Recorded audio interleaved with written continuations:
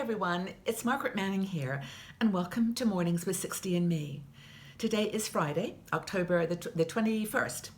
So welcome to Friday and to a brand new weekend, hopefully. I hope that you're doing great this morning. I've actually got, I'm being a rebel this morning. I'm not drinking tea, I'm drinking coffee. So I've got my little cup of espresso coffee and it's nice. I just felt like coffee today, just felt like a change. So I hope that you've got a cup of tea or coffee and getting settled. We'll go through the morning news and then I've got some fun stories for you. But also I've got a gift today I want to share at the end of this show, so stay tuned and I'll tell you what it is and how to get it. So just settle back and I'll take you through the news. Now there's a lot going on in this crazy world and a lot of it's happening in the Middle East. So I wanted to just make sure you're up to speed on what's going on there. Now in Syria, a lot of activity. The Turkish troops just a couple of days ago bombed Kurdish militia north of Aleppo in Syria. And of course we mentioned this, they're trying to protect the border between Turkey and Syria, but that was a fairly dramatic strike. 200 people were killed, and it just goes to show the factions, you know, who is meant to be or seen to be the terrorist in these situations. Now, also in Aleppo, Russia is doing something somewhat positive in that they have declared an 11-hour ceasefire every day so that people can get out of the city and humanitarian medical aid can get in. I saw some pictures this morning of the situation in Aleppo, and it's just so heartbreaking to see the innocent people, children and just citizens of the country affected by the bombing, which has been intense. So Russia is now allowing a break in the fighting to get some help in. Now this is going on. It's actually a coalition of Red Crescent, Red Cross, the UN. Everyone's just trying to work this situation for the benefit of the people of Aleppo, at least on the rebel-held sides. Now, I just, by the way, heard on the news a story that there's been an earthquake in Japan. It said it's in the western side of Japan, and it's a 6.6 magnitude. So that's pretty intense. And Japan gets earthquakes a lot. So let's hope that it doesn't cause any tsunamis or any further damage. But that's just something to be aware of. Just came on the news. Now, in terms of the situation in Mosul, this is the last real stronghold of the Islamic State in Iraq, and the Iraqi government with a coalition is on their way to take it back. They've been taking over villages along the way, and as they move forward towards Mosul, the Islamic State leaders and fighters are escaping. They're leaving for other areas. So the Iraqi government forces and coalition are able to get moving pretty quickly through this area. They've now started taking some larger villages. They've had quite a bit of success. They're about 6 miles now from an urban encounter. They're going to have a lot different experience when they get into Mosul. So let's hope that that goes to plan. Now, at the same time, a lot of government leaders are worried about what's going to happen in Mosul after it's taken back from IS. And yesterday in France, President Hollande got 20 leaders from around the world together to talk about this and sort of how they're going to stabilize the situation in Mosul after it is taken back from the Islamic State. And of course there's this issue of power sharing, there's lots of different groups, and also the economy, how they're going to share the economic resources, and then also this issue of how to avoid post-conflict mismanagement. There's been a lot of challenge in Iraq in this area, and of course there's a lot of potential for sectarian violence. So there are so many different groups, religious and political, in that part of the world. So these leaders got together yesterday, said that they are committed to work together. And this is the first time really I've heard that, a global attack on the Islamic State troops, and hopefully it will go to plan. Now, in the Philippines, well, it's actually still in China. The Philippine president, Duterte, has made some controversial statements. He yesterday got up in China and said that he is really putting his support behind China. And he is, as he put it, announcing his separation from the United States.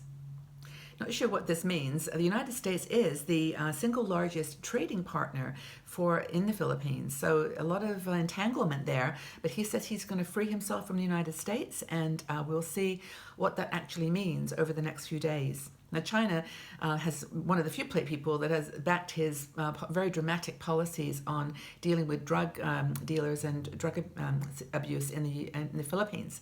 So he's got their support there, which is probably one of the reasons he wants to work with them. Now, in the United States, if it wasn't so serious, it would actually be funny. The things that are going on now with regards to the last 2 weeks of the election run-up. In the last debate, there were a couple of phrases that were thrown around. Hillary Clinton said, she used the phrase, Trump used the phrase, bad hombres, in reference to the bad guys that he's going to remove from the United States. And he also called Hillary Clinton a nasty woman. And so those two phrases, bad hombres and nasty woman, just picked up on social media, and I don't know whether it was comic relief or just a need to declare your preference. T-shirts came up from Etsy, with bad hombres and nasty women on them. There were all kinds of posts on social media, and if it's any indication, a comedian put it on her Twitter page, basically, are you a bad hombre or a nasty woman? And after about 12 hours, the nasty woman had 60% of the votes.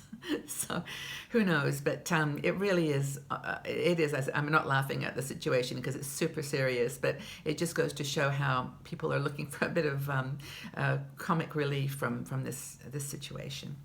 So we'll see how that turns out. Now, today is we have these funny days, and I like to celebrate them because they're so crazy. Today you get 4 choices, and this is your choice today. You've got, if you like reptiles, it's Reptile Awareness Day, so we'll move on from that one. I don't like reptiles that much. It's Count Your Buttons Day, and I don't know if anyone out there is a button aficionado, if you like buttons, but I do actually like buttons. I like putting them on sweaters. Like I just bought a black sweater and put little crystal buttons on it instead of the normal black ones. So anyway, but it's Count Your Buttons Day. So you can count your buttons on your shirts and clothes to see if they're all there and put new buttons on if you like. So anyway, Count Your Buttons Day. It's also Back to the Future Day. So if you're a big fan of Back to the Future movies, maybe it's a binge idea for Friday night. Get yourself a glass of wine or a nice drink and just watch some Back to the Future movies. But I'm going with number 4. I'm going to go with Apple Day. It's Apple Day today. I don't know whether you love apples. I actually do love apples because I like salted caramel and they go with apples. But I went to the market yesterday here in my town, and there must have been 20 different kinds of apples. It's amazing. This is the season. This is the week or the month for apples. So I don't know if you have a favorite, but I personally like Honeycrisp. This is my favorite apple, but I cannot find it anywhere in Europe. So I think if anyone's coming over, just bring some Honeycrisp for me. It's really a lovely apple. They're quite big and very crisp and tart. So Honeycrisp. But today is Apple Day. So of course, the ways to celebrate. Eat apples, make apple pie, apple sauce, apple butter, and just enjoy apples. That's your day today. I'd like to switch gears now and talk a little bit about some things that maybe help you to get your energy back and get your body in shape and re-energize yourself. Two things I want to talk about. And by the way, before I forget, I really do want to thank you all for your comments yesterday. We asked a question about gratitude. What you're grateful for, and honestly, the answers were just so moving. And you were all saying, of course, that you were grateful for 60andMe, and I was really, really thrilled and happy to read those comments because we do our best to give you things and make you feel good and to educate you. And as we talked about yesterday, balance, this balance between the serious things that are going on in the world and the more positive, upbeat stories that just keep us going and give us a choice as to how to approach our lives. So thank you for the gratitude. The attitude of gratitude was appreciated. Thank you very much. Now, so this is the story that I wanted to share about getting your metabolism firing. As we get older, we say things like, oh, I can't lose weight because my metabolism is slowing down. And it's kind of a common thing that we say. But this article is about 7 ways to get your metabolism going. It was on the site called Power Positivity, which is one of my favorite sites. And it basically, first of all, says what metabolism is. And it's the way that your body converts what you eat into energy. And so we say that our metabolism slows down. It's not the metabolism that slows down. It's how we actually, what we do to our body that creates that power of conversion from calories into energy. And here are some of the things that he, or the person who wrote this article, says. Now, they're going to all sound familiar, and you're probably going to fall asleep while I read them. So just drink your tea and relax. Because, as I said before, no magic formula, right? Get more sleep, get more shut-eye. It does a direct effect on your metabolism. It increases the likelihood of overeating too, so you're not nibbling while you sleep. So just get good 8 hours of sleep, 7 hours if that's what you need, but that's important. Next thing is to get moving. And this is a perfect time. This is a weekend. Perhaps you've got some hikes you could go on, or get out into the world, do some swimming, or just walking in your neighborhood. Get out into the markets. Park your car like way at the back of the car park and walk to the shops. That's one idea. Another thing is to eat. Sounds contradictory, but again, it goes back to that idea of eating little meals, eat little snacks 5 times a day. That affects your metabolism. That gives your body a way of burning calories that is more efficient. This is what they say, the experts. Drink more water. No surprise there. That's a big one, and obvious that it's really, water doesn't contain any calories for one thing, but it also is important to keep your body hydrated. That helps with your metabolism too. The next thing that they suggest is to reach for calcium. Calcium supplement, or you can get calcium and vitamin D together, or calcium, magnesium. These things are all really good for you, and it says that it boosts the metabolism rate. All this is in the article, by the way, so if you want more detail, just go check it out there, because it's a good summary. And then another thing they suggest is to eat spicy food. If you don't like spicy food, of course, this isn't going to apply. But I actually love Indian food. I've mentioned before my passion for India. And I love spicy food with turmeric, which is good for you, and other spices, cumin, coriander. These spices are, well, it's obvious in a way that if you think about it, they increase your body temperature, which increases your metabolism. Those are some ideas for getting your metabolism firing on all cylinders again. And that's just some advice for the weekend. I'm going to try to go get an Indian meal this weekend if I can find one, because I love that food. How about you? What's your favorite spicy food? What do you enjoy? There's so many questions I've got for you. We're going to have to keep asking questions every day so we can learn more about each other. Now, this last article is about, it's written by one of our bloggers. Her name's Diane Dolly. And Diane is really a sweet writer. She writes a lot of stories about rediscovering the passion in your life in your 60s.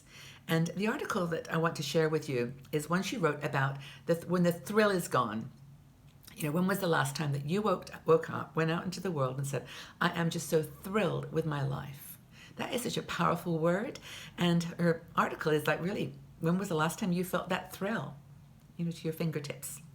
And she talks about her own situation, about her own disillusionment, how she felt so down and not thrilled with life. It was just focusing on the negative, focusing on the things that were wrong in her life. And she decided to do something about it. So this article is, and I'll send you the link, is about how she broke through and how she got her thrill back and be delighted with life. And I think that we all have these moments in our life where we start to feel a little bit disillusioned and down. And sometimes it just takes turning the lens and doing things differently. So Diane talks about doing things in a different direction, and shares one story which I've done this before myself too, and I'm sure you have as well. And that is to get up in the morning, instead of doing the routine, make the tea, do the coffee, have some breakfast, whatever you normally do something different. Put on your coat, get your boots on if it's cold, and just go outside early.